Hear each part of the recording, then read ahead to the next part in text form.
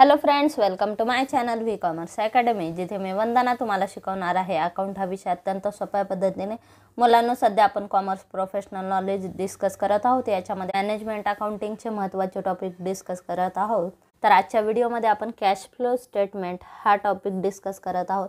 तर cash flow statement management accounting मधला महत्त्वाचा टॉपिक आहे.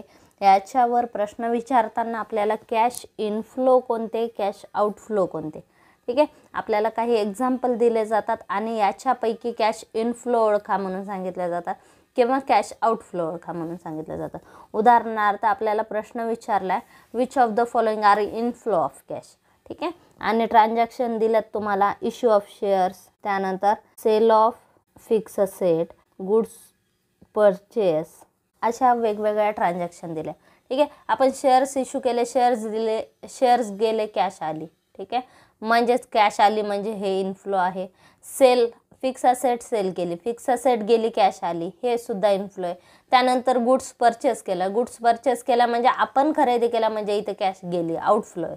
ठीक आहे, म्हणजे या टाईपचे आपल्याला वेगवेगळ्या ट्रान्झॅक्शन दिल्या जातात. याच्यामध्ये कॅश इनफ्लो कोणते, कॅश आउटफ्लो कोणते, तर याच्यावर प्रश्न विचारला जातो. कधी आपल्याला इनफ्लो विचारतील, कधी आउटफ्लो विचारतील.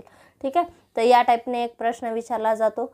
हा झाला एक प्रकार. दुसरा प्रकार, आता याच्यामध्ये जर समजा आपल्याला विचारलं ऑपरेटिंग ॲक्टिव्हिटी कोणती आहे. ऑपरेटिंग ॲक्टिव्हिटी म्हणजे काय, ज्या ट्रान्झॅक्शन आपल्या रेग्युलर बिझनेस ॲक्टिव्हिटीशी संबंधित असतात, तर याला ऑपरेटिंग ॲक्टिव्हिटी म्हणतात. कॅश इनफ्लो आणि कॅश आउटफ्लोचे 3 टाईप आहेत. ठीक आहे, एक आहे ऑपरेटिंग ॲक्टिव्हिटी, दुसरा आहे फायनान्सिंग ॲक्टिव्हिटी आणि तिसरा आहे इन्व्हेस्टिंग ॲक्टिव्हिटी. हा झाला डायग्राम कॅश फ्लो स्टेटमेंटचा. आता कॅश फ्लो स्टेटमेंटचे 2 कॉलम असतात, एक कॅश इनफ्लो, दुसरा आउटफ्लो. ठीक आहे, कॅश इनफ्लोला आपण कोणकोणते इनफ्लो दाखवतो, cash inflow from operating activities, cash inflow from investing activities आणि cash inflow from financing activities. कधी कधी आपल्याला हे बायफर्केशन सुद्धा विचारलं जातं, which of the following transaction is from operating activities.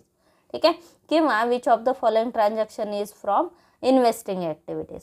ठीक आहे, म्हणजे कोणते ट्रान्झॅक्शन ऑपरेटिंग ॲक्टिव्हिटीचे किंवा कोणतं कॅश इनफ्लो आपल्याला ऑपरेटिंग ॲक्टिव्हिटीमधून मिळालं किंवा कोणतं कॅश इनफ्लो आपल्याला इन्व्हेस्टिंग ॲक्टिव्हिटीतून मिळालं किंवा पर्टिक्युलर ट्रान्झॅक्शन दिले जातात. याच्यामध्ये ऑपरेटिंग ॲक्टिव्हिटी कोणत्या, इन्व्हेस्टिंग ॲक्टिव्हिटी कोणत्या, फायनान्सिंग ॲक्टिव्हिटी कोणत्या, तर या टाईपने देखील प्रश्न विचारला जातो.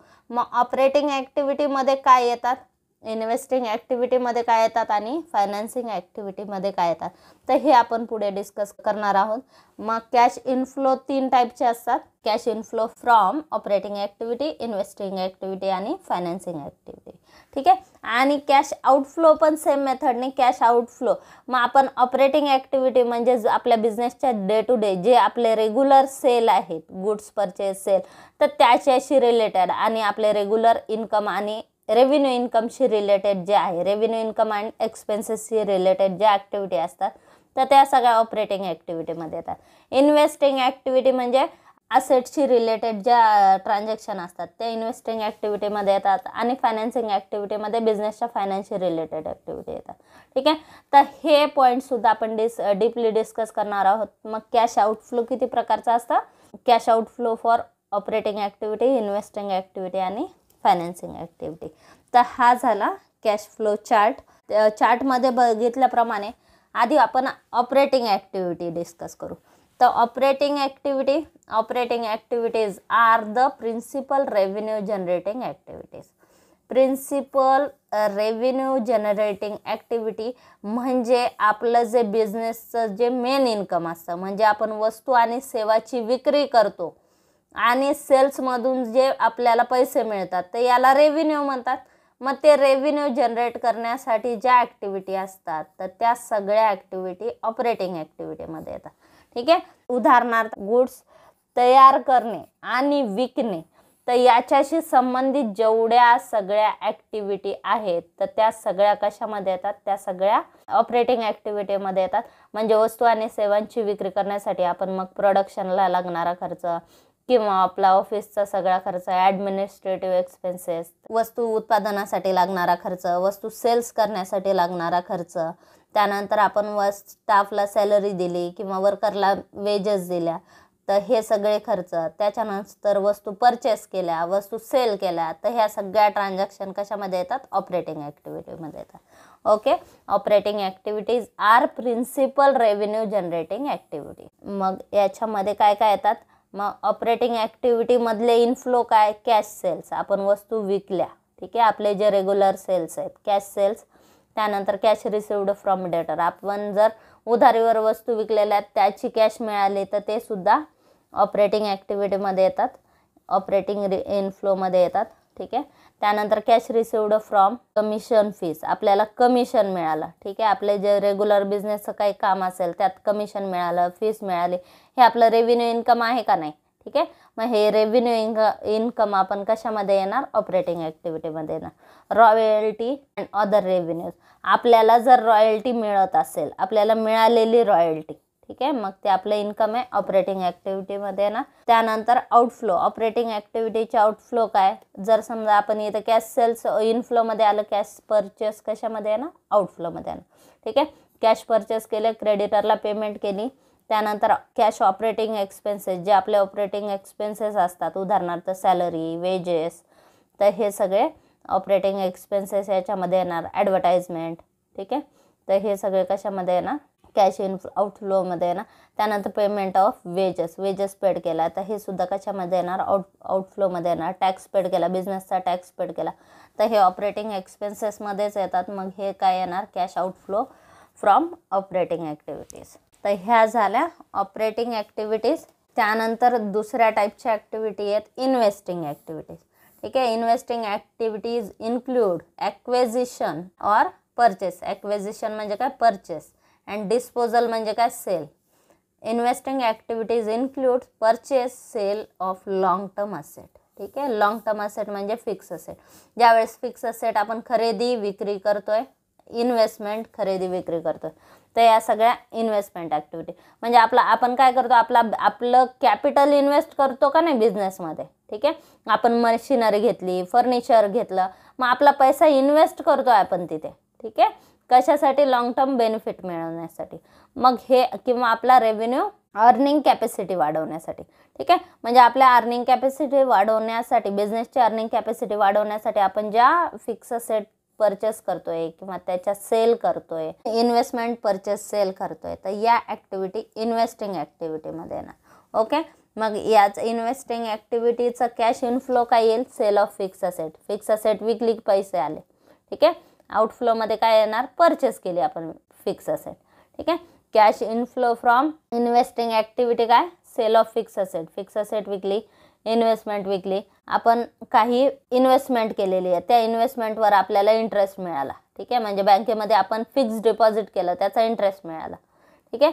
बँकेमध्ये पैसे इन्व्हेस्ट केले, पोस्टामध्ये पैसे आपण सेव्ह केले, तर त्याचा इंटरेस्ट, मग तो इन्व्हेस्टिंग ॲक्टिव्हिटीमध्ये येणार. डिव्हिडंड रिसिव्ड, आपण जर समजा एखाद्या XYZ कंपनीचे शेअर्स खरेदी केले, म्हणजेच आपण तिथे इन्व्हेस्टमेंट केली, ठीक आहे. मग त्या इन्व्हेस्टमेंटचा आपल्याला डिव्हिडंड मिळाला, मग हे इन्व्हेस्टिंग ॲक्टिव्हिटी इनफ्लोमध्ये येणार. ओके, इन्व्हेस्टिंग ॲक्टिव्हिटी आउटफ्लोमध्ये काय येणार? जर समजा आपण फिक्स असेट परचेस केली एखादी, त्याच्यानंतर एखादी इन्व्हेस्टमेंट आपण परचेस केली, तर हे इन्व्हेस्टिंग ॲक्टिव्हिटीचे आउटफ्लो येणार. इन्व्हेस्टिंग ॲक्टिव्हिटी कोणत्या?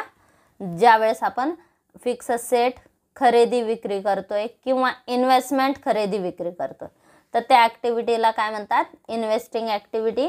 मग ज्यावेळेस आपण असेट विकली त्यावेळेस पैसे येतात, त्यानंतर इन्व्हेस्टमेंटचा आपल्याला इंटरेस्ट, डिव्हिडंड मिळाला त्यावेळेस पैसे येतात, ठीक आहे. म्हणजे कॅश इनफ्लो कोणते?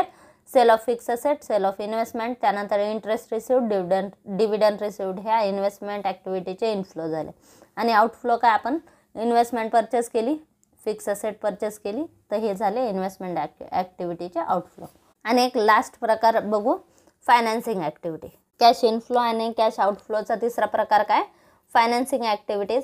Financing activities are activities that result in the change in the size of composition of owners capital. ज्या ट्रान्झॅक्शनमुळे ओनर्स कॅपिटल चेंज होतं. ओनर्स कॅपिटल म्हणजे भाग भांडवल किंवा भांडवल चेंज होईल, कॅपिटल चेंज होईल किंवा शेअर कॅपिटल चेंज होईल, ठीक आहे.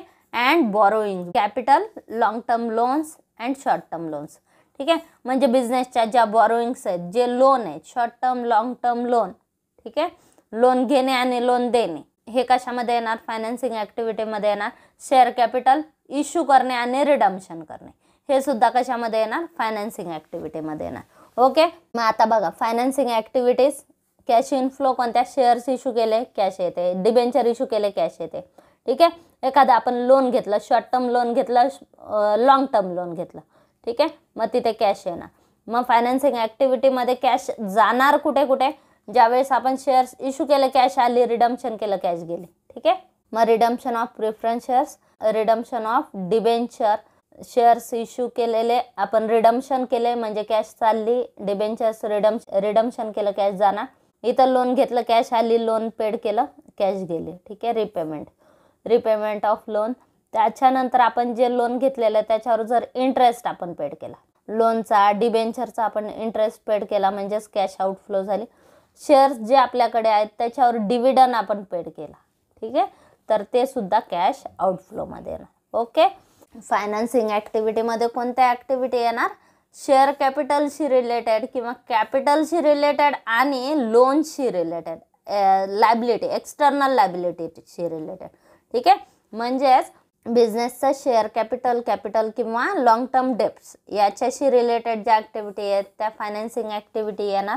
मग त्याच्यामध्ये कॅश इनफ्लोमध्ये काय काय येणार? शेअर्स इश्यू केले, डिबेंचर्स इश्यू केले किंवा loan short term long term loan घेतलं तर ते फायनान्सिंग ॲक्टिव्हिटीमध्ये इनफ्लो या कॅटेगरीत येणार. आणि जर समजा आपण शेअर्सचं रिडम्पशन केलं, डिबेंचरचं रिडम्पशन केलं, लोन रिपेमेंट केली, भागाची परतफेड, कर्जरोख्याची परतफेड, लोनची परतफेड, ठीक आहे, कर्जाची परतफेड, तर हे कॅश आउटफ्लोमध्ये येणार फायनान्सिंग ॲक्टिव्हिटीजमध्ये.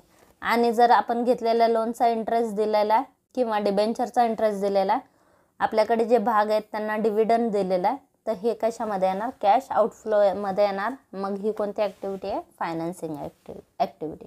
तर हे झाले कॅश फ्लो स्टेटमेंटच्या आपण कॅश इनफ्लो आणि कॅश आउटफ्लो कोणत्या आहेत, ऑपरेटिंग ॲक्टिव्हिटी कोणत्या, इन्व्हेस्टिंग ॲक्टिव्हिटी कोणत्या आणि फायनान्सिंग ॲक्टिव्हिटी कोणत्या, तर हे आपण आज डीपली बघितलेले. आता याच्यावर प्रश्न विचारताना आपल्याला काय केलं जातं? ट्रान्झॅक्शन दिल्या जातात आणि त्याच्यावरून तुम्हाला विचारलं जातं आयडेंटिफाय द ऑपरेटिंग ॲक्टिव्हिटी किंवा इन्व्हेस्टिंग ॲक्टिव्हिटी किंवा फायनान्सिंग ॲक्टिव्हिटी ते विचारलं जातं. किंवा operating activity consist of, option खाली दिलेत, किंवा इन्व्हेस्टिंग ॲक्टिव्हिटी कन्सिस्ट ऑफ, किंवा which of the following is investing activity, which of the following is operating activity किंवा फायनान्सिंग ॲक्टिव्हिटी.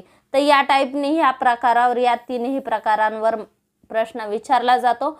त्यामुळे आपल्याला कॅश फ्लो स्टेटमेंटमध्ये मुख्यतः कॅश इनफ्लो आणि कॅश आउटफ्लोवर प्रश्न विचारला जातो आणि त्याच्यानंतर ऑपरेटिंग ॲक्टिव्हिटी कोणत्या, इन्व्हेस्टिंग ॲक्टिव्हिटी कोणत्या आणि फायनान्सिंग ॲक्टिव्हिटी कोणत्या आहेत, तर हे सगळं आपल्याला ओळखता आलं पाहिजे. कॅश फ्लो स्टेटमेंटमध्ये हे 2 पॉईंट अत्यंत महत्त्वाचे, याच्यावर तुम्हाला 100% एक तरी प्रश्न येतो. त्यामुळे आजचा हा व्हिडिओ अत्यंत महत्त्वाचा आहे. व्हिडिओ कुठेही स्किप न करता बघा. हा व्हिडिओ तुम्हाला कसा वाटला हे देखील कळवा. तुमच्याकडे अजून काही नवीन पॉईंट्स असतील ज्याच्यावर व्हिडिओ बनवणं गरजेचं आहे तर ते पॉईंट देखील कळवा आणि चॅनलशी कनेक्टेड राहा. थँक्यू.